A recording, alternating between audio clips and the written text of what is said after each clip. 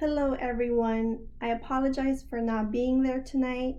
I had to travel with my colleague to Seattle today for a presentation at a conference, which is wild to think back 5 years ago. Traveling was not nowhere near my mind. I just wanted to be home, safe, and away from everyone. I don't miss the year and a half of monitoring the curve, wondering when the vaccine is coming. Do people have access to this vaccine? When is it safe, right, to take off my mask? Do I need to sanitize everything I bring into my house? Those times really challenged me mentally and physically, and it forced me to take a step back and analyze the world around me. It forced me to stretch my imagination in my professional and personal life. Before COVID, a chunk of my time was really spent in neighborhoods, and when we couldn't suddenly meet in person, it felt like someone had dumped a cold bucket of water on me.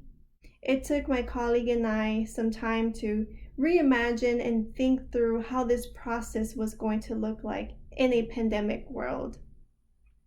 But ironically, COVID brought us closer to people. It was an opportunity to show people that we truly cared about them. We did a phone bank to call people to see how they were doing. Are they getting enough information, or do they have the resources they need during these hard times? Just because work paused, it didn't mean that our presence would disappear, and nor that we would stop caring about them. And then within months, we were back on schedule having our virtual meetings.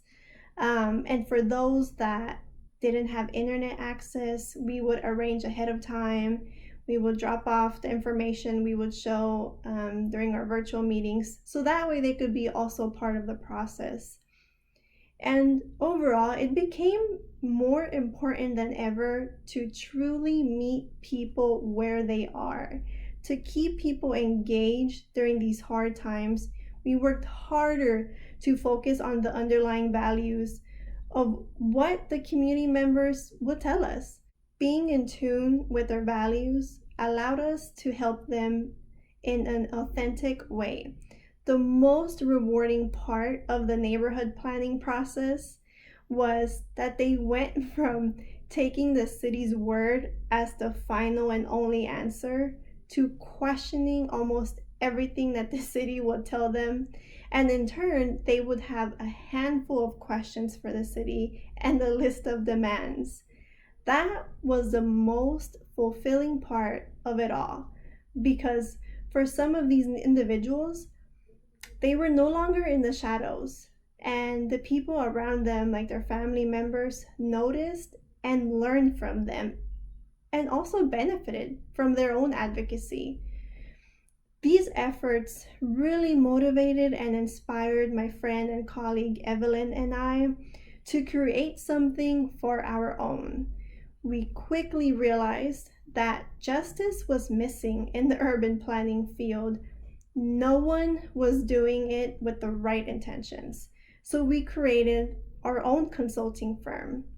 Our imagination had no limits. Our firm has 2 years of experience representing people across the Metroplex, people dealing with different forms of injustice and racism in our communities. Our hard work was quickly noticed that we began doing consulting work with municipalities across the country.